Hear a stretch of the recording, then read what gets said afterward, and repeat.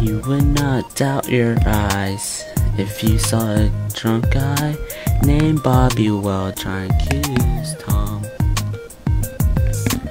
of raping his children when Tom didn't do anything, but discrimination just fills the air.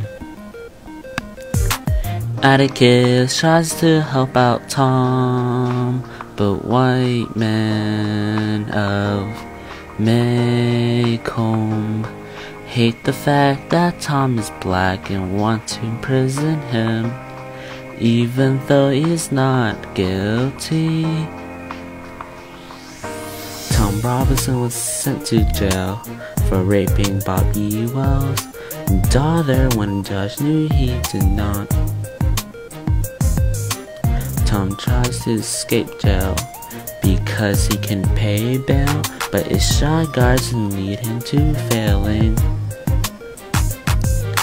Atticus tries to help out Tom, but white men of Maycomb hate the fact that Tom is black and want to imprison him, even though he's not guilty.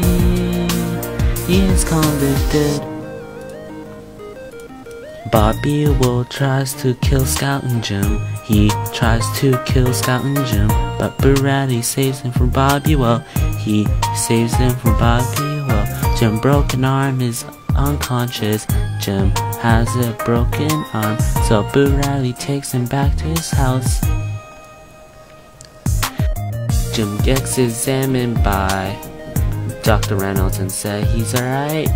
The folks of Maycomb were all relieved. Heck knew Boo killed Bob, but said he stabbed himself with a knife because Heck knew if he didn't, Boo would have had a bad life. Atticus tries to help out Tom, but white men of Maycomb hate the fact that he is black and tries to imprison him, even though he is not guilty.